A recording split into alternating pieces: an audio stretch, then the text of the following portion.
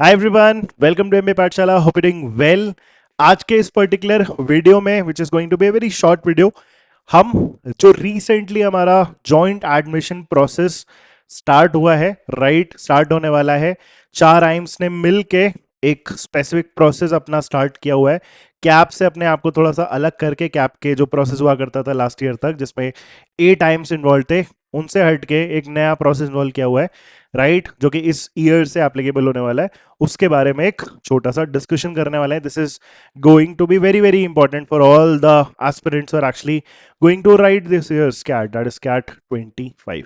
ठीक है, तो चलो सबसे पहले स्टार्ट करते हैं समझने से कि ये चैप 26 क्या है। Joint admission process, this is basically joint admission process. तो लास्ट ईयर तक क्या था?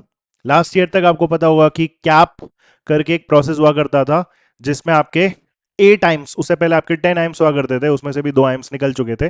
तो टोटल 8 आइम्स आपके इन्वॉल्व थे and they were involve in a combined shortlisting process, right. CAT जब आप लिख लेते थे, उसके बाद कैप का एक कॉमन प्रोसेस हुआ करता था।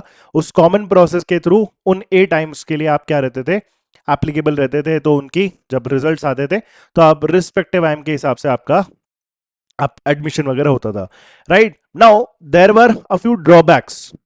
उस पर्टिकुलर प्रोसेस में क्या थे, कुछ हमारे ड्रॉबैक्स थे। अब ड्रॉबैक्स क्या थे? सबसे पहले 8 आइम्स थे। अब आपका फॉर एग्जाम्पल इंटरव्यू का स्कोर या जो भी है, लाइक कभी 5 मिनट के इंटरव्यू हुआ करते थे, कभी 10 मिनट के इंटरव्यू हुआ करते थे, कभी कभी इंटरव्यूज वगैरह काफी क्या होते थे, आपके रैंडम हुआ करते थे, राइट। तो उसमें हमारा जो बेस्ट पोटेंशियल है, जो हमारी कैपेबिलिटीज थी, बहुत बार अच्छे से निकल के नहीं आती थी। तो उसमें बिकॉज 8 टाइम्स इन्वॉल्व थे उस पूरे प्रोसेस में, जो कि बहुत अच्छा नहीं माना जा रहा था, right. That's like humble opinion about that particular process. तो उसकी वजह से बहुत लोग डिसएडवांटेज पे हो जाते थे कि एक्चुअल में कैट का स्कोर वगैरह सब अच्छा आया, but just because of one one one score, जो कि लेट्स से इंटरव्यू का हो सकता था या जो भी, उसकी वजह से आप सारे के सारे 8 टाइम से अपना अपने आप एलिमिनेट हो जाते थे।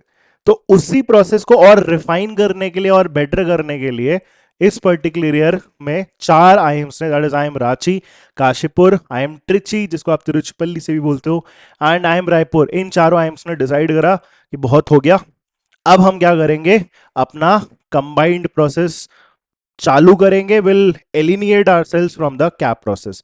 ठीक है, तो वो सारे जो भी डिसएडवांटेजेस वगैरह थे, उसको रिमूव करने के लिए ये जो चार leading, I would say like second year IIMs है, न्यू आईएम्स जिसको हम बोलते थे। Udaipur still a part of CAP, but hopefully Udaipur भी अपना इंडिविजुअल प्रोसेस वगैरह करना स्टार्ट कर दे in due course, we never know, but let's talk about this. तो ये 4 आईएम्स इस पर्टिकुलर ईयर से कैप से हट के अपना जॉइंट एडमिशन प्रोसेस क्रिएट करेंगे। अब तुम्हें इसमें बेसिकली जानना क्या है, बहुत कुछ आपके लिए फर्क नहीं पड़ने वाला है। आपको बस ये इंश्योर करना है कि जब आप कैट का एग्जाम लिख लोगे, तो उसके बाद आपका एक कॉमन प्रोसेस होने वाला है जैप का। कॉमन एप्लीकेशन फॉर्म रहेगा, कॉमन इंटरव्यू रहेगा।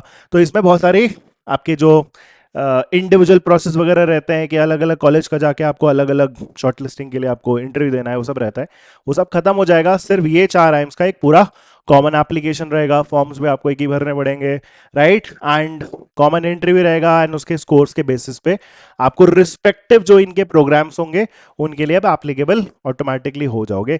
अगर आप उनका शॉर्टलिस्टिंग क्राइटेरिया या फिर अगर आप उनका फाइनल क्राइटेरिया एडमिशन का मीट करते हो, so will get selected for that respective college. ठीक है, नाउ शॉर्टलिस्टिंग के जो हमारे मेन क्राइटेरियाज होने वाले हैं, राइट, शॉर्टलिस्टिंग का जो हमारा मेन क्राइटेरिया होने वाले, कम बैक टू दिस, ये हमारे रिस्पेक्टिव प्रोग्राम्स रहेंगे, राइट। रायपुर के लिए जितने भी प्रोग्राम्स है, एमबीए एग्जीक्यूटिव एमबीए, काशीपुर का MBA, MBA analytics, executive MBA Trichy का, पीजीपीएम, बीजीपीएम एचआर का प्रोग्राम, पीजीपीएम, पीबीएम, सब कुछ, रांची का सारे प्रोग्राम्स, ये सारे इसी पर्टिकुलर प्रोग्राम के अंडर लाई करेंगे। ना एलिजिबिलिटी क्राइटेरिया थोड़ा सा इंपॉर्टेंट है समझना, अभी बस रिसेंटली अनाउंस हुआ है ये पर्टिकुलर प्रोसेस। तो इसमें राइट नाउ एलिजिबिलिटी क्राइटेरिया सच कभी फिलहाल डिफाइन नहीं करा है, कोई इनकी तरफ से ऑफिशियल वर्ड नहीं आया है, right.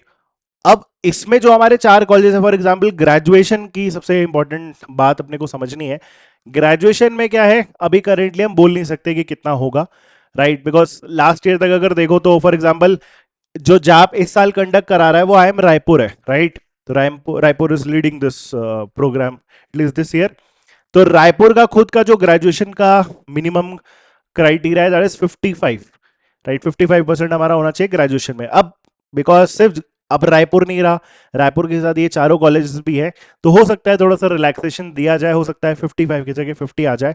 That time will tell. तो इस पे अभी बहुत ज्यादा मैं कमेंट नहीं कर रहा हूँ कि क्या होने वाला है, but yes the exact criteria, shortlisting criteria, the eligibility criteria for this process is yet to come. ठीक है, बस मेन अभी फिलहाल क्या है, आपने कैट लिखना है, that is like something you have to focus on, right.